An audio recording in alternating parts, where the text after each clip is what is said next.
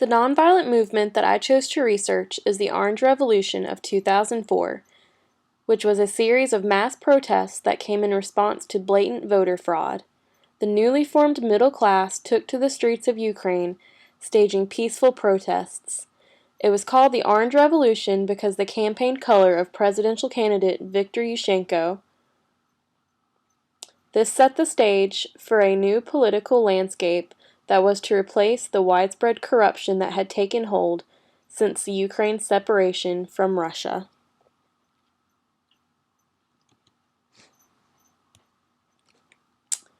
The Orange Revolution can be seen as the culmination of over a decade of corruption, starting from the Ukraine's beginning. In 1991, Ukraine separated from the Soviet Union. However, they were still led politically by the same members of the Communist Party that were in charge before the separation. The existing corruption was maintained and expanded with the election of Leonid Kuchma in 1994. In the decade that he was president, Kuchma attempted to expand presidential power by reinterpreting the Ukrainian constitution. And when that didn't work and he realized that a political adversary might be elected, he tried to limit presidential power. However, support for him waned when leaked documents implicated him in a laundry list of crimes ranging from paying kickbacks to mismanaging natural resources to having knowledge of the investigative journalist Georgy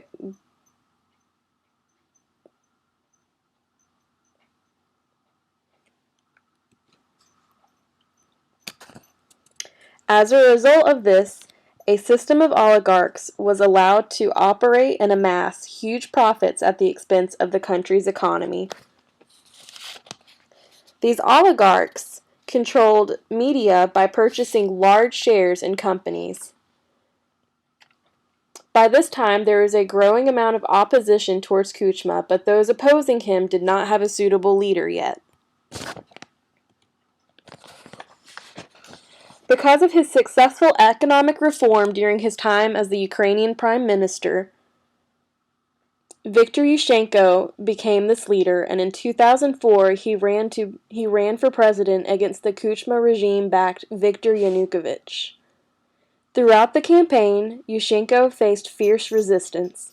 At one point, he became mysteriously ill and had to abandon his campaign for nearly a month. A test revealed that he had nearly 6,000 times more dioxin in his blood than he should. Upon his return, Yushchenko's face was visibly scarred. However, the media, which was still controlled by his political adversaries, reported that it was likely due to herpes, Botox to maintain his appearance, or even just eating bad sushi. The poisoning, which was viewed as an assassination attempt, did nothing but bolster support for Yushchenko, and cities were covered from top to bottom in orange to show support for him.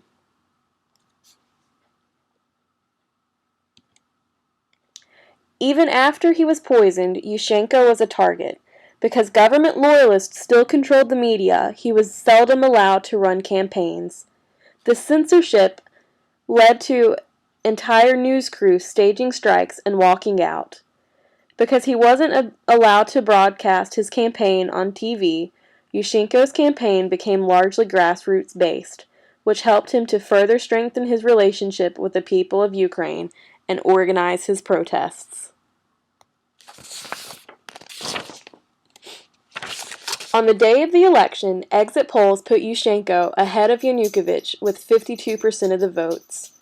However, at the end of the day, the official results had Yanukovych as the winner. It turns out that about 10,000 people with several ballots apiece were going around to different polling sites and casting several ballots for the government-backed candidate. Yushchenko declared himself president anyways and called for a strike, and urged military to support the people. Luckily, his move to declare his presidency caused enough confusion in the military that they couldn't do anything against the protesters that were growing in strength and number. Not a single protester was harmed during the campaign. Just days after the protest, the first election was deemed invalid, and another election took place, this time with more international monitoring and support. Yushchenko took the majority of the votes and became the new president of Ukraine.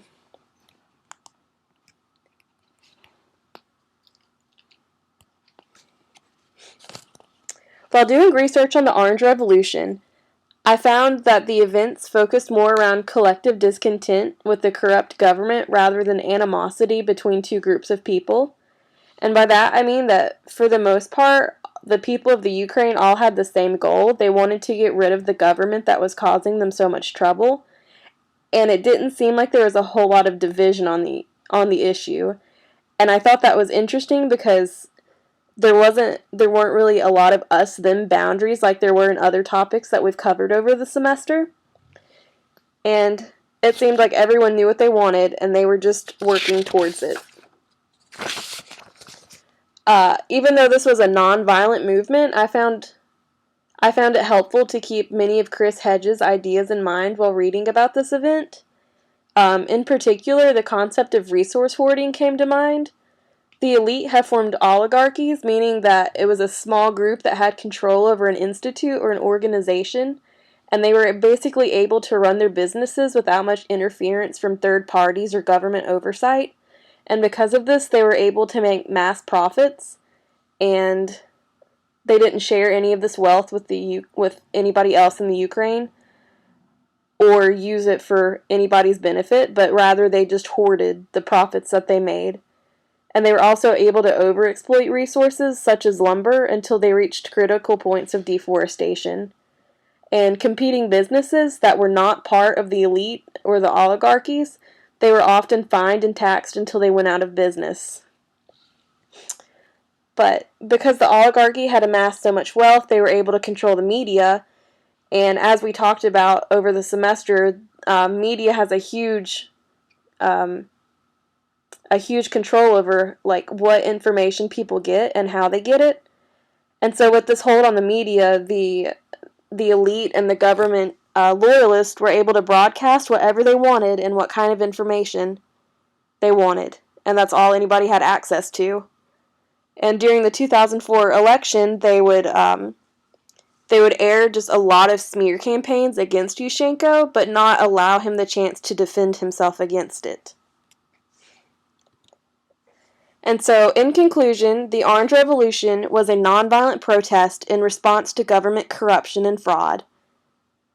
Corruption was widespread and oligarchies were allowed to operate during Kuchma's presidency. Exit polls showed that Yushchenko won enough votes to win the initial 2004 election, but because of voter fraud, his political adversary was able to win.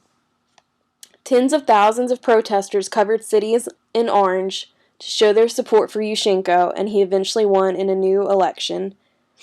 And it's very important to note that there were no casualties in this movement.